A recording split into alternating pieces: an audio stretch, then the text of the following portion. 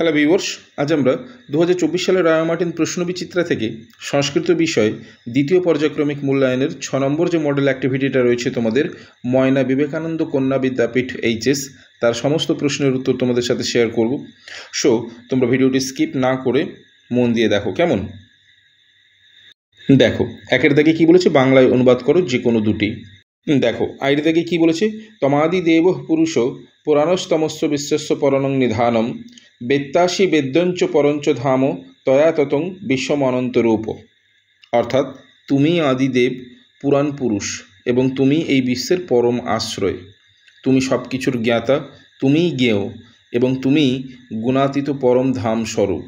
হে অনন্তরূপ, এই জগৎ তোমার দ্বারা পরিব্যাপ্ত হয়ে আছে।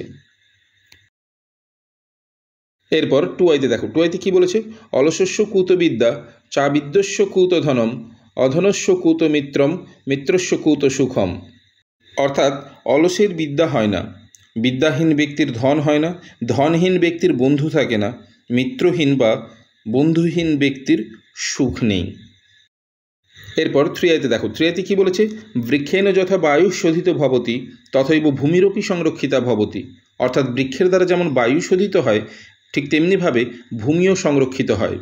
তস্মাৎ অধুনা বনবিভাগেন বৃক্ষরোপণায় উৎসাহ প্রদীয়তে। তারপর এখন বনবিভাগ দ্বারা বৃক্ষরোপণের জন্য উৎসাহ প্রদান করা হয়। এরপর আমরা চলে আসবো দুইয়ের দাগে। দেখো, দুইয়ের দাগে কী বলেছে, সংস্কৃতে অনুবাদ করো যে কোনো দুটি।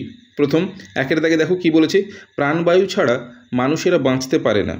তাহলে একে সংস্কৃতিতে অনুবাদ করলে কি দাঁড়াবে, প্রাণবায়ু বিনা নরান ন জীবিষ্যন্তি। এরপর টুয়াইতে দেখো, টুয়াইতে কি বলেছে, গৌতমারণ্যে মহাতপা নামে এক মুনি বাস করতেন। একে সংস্কৃতিতে অনুবাদ করলে কি হবে, গৌতমারণ্যে মহাতপা নামও মুনি অবসৎ। এরপর থ্রিয়াইতে দেখো, থ্রিয়াইতে কি বলেছে, বাল্যে তার নাম ছিল বীরেশ্বর। তাহলে একে সংস্কৃতিতে অনুবাদ করলে কি হবে, বাল্যে তস্য নামও বীরেশ্বর আসিত। এরপর আইভিতে দেখো কি বলেছে, বিবেকানন্দ রামকৃষ্ণের শিষ্য ছিলেন। একে সংস্কৃতিতে অনুবাদ করলে কি হবে, বিবেকানন্দ রামকৃষ্ণস্য শিষ্য আসিত। এরপর আমরা চলে আসবো তিনের দাগে। দেখো, তিনের দাগে কি বলেছে, সন্ধি বিচ্ছেদ করো যে কোনো দুটি। প্রথম দেখো, আয়ের দাগে দিয়েছে নর অপরাণী। একে সন্ধি বিচ্ছেদ করলে হবে নর যুক্ত অপরাণী, নর অপরাণী। এরপর টুয়াইতে বলেছে জ্ঞানম আবৃত্ত। একে সন্ধি বিচ্ছেদ করলে হবে জ্ঞানম যুক্ত আবৃত্ত, জ্ঞানম আবৃত্ত। এরপর থ্রিয়াইতে রয়েছে গ্লানির ভবতি। একে সন্ধি বিচ্ছেদ করলে হবে গ্লানি যুক্ত ভবতি, গ্লানির ভবতি। এরপর আইভিতে রয়েছে অথৈকদা। একে সন্ধি বিচ্ছেদ করলে হবে অথ একদা, অথৈকদা। এরপর আমরা চলে আসবো চারের দাগে। দেখো, চারের দাগে কী বলেছে, কারক বিভক্তি নির্ণয় করো যে কোনো দুটি। প্রথম আয়ের দাগে দিয়েছে তণ্ডুল কনৈ। একে কারক বিভক্তি করলে কি হবে, কর্তৃকরণয় তৃতীয়া, এই সূত্রানুযায়ী করণ কারকে তৃতীয়া বিভক্তি। এরপর টুয়াইতে বলেছে ভয়াত। এটির কারক বিভক্তি হবে ভয়ার্থক ধাতু যোগে পঞ্চমী বিভক্তি। এরপর থ্রিয়াইতে বলেছে ধর্মস্য।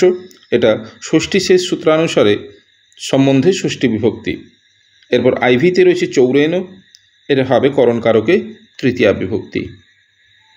এরপর আমরা চলে আসবো পাঁচের দাগে। দেখো, পাঁচের দাগে কী বলেছে, প্রকৃতি প্রত্যয় নির্ণয় করো যে কোনো দুটি। প্রথম দেওয়া রয়েছে আয়ের দাগে পরিত্যজ্য। কী হবে, পরিপূর্বক তজ ধাতুযুক্ত লপ প্রত্যয় পরিত্যজ্য। এরপর টুয়াইতে রয়েছে খাদিতুম, খাদ ধাতু যুক্ত তুমুন প্রত্যয় খাদিতুম। এরপর থ্রিয়াইতে বলেছে নিয়তে, নি ধাতু যুক্ত লট তে নিয়তে। এরপর আইভিতে রয়েছে আশিত, অস ধাতু লং দ আশিত। তোমরা ব্র্যাকেটে খণ্ডত অবশ্যই লিখবে, কেমন? এরপর আমরা চলে আসবো ছয়ের দাগে। দেখো, ছয়ের দাগে কী বলেছে, শব্দরূপ লেখো। প্রথম ছয়ের আয়ের দাগে শ্রী শব্দের পঞ্চমীর এক বচন হবে শ্রীয় বা শ্রিয়া। এরপর টুয়াইতে বলেছে বাড়ি শব্দের দ্বিতীয়ার বহুবচন হবে বাড়িনি। এরপর থ্রিয়াইতে বলেছে বণিজ শব্দের সপ্তমীর বহুবচন হবে বণিক্ষু। এরপরে সাতের দাগে দেখো, সাতের দাগে কী বলেছে, ধাতুরূপ লেখো। প্রথম আয়ের দাগে বলেছে স্থা ধাতুর বিধিলিং উত্তম পুরুষ দ্বিবচন হবে তিষ্ঠেব। এরপর টুয়াইতে বলেছে পা ধাতুর লং মধ্যম পুরুষ বহুবচন হবে অপিবৎ। সো ভিউয়ার্স, এই ছিল তোমাদের মডেল অ্যাক্টিভিটি 6 ময়না বিবেকানন্দ কন্যা বিদ্যাপীঠ এইচএসের সম্পূর্ণ ভিডিও। কেমন লাগলো অবশ্যই আমাকে কমেন্ট করে জানাবে।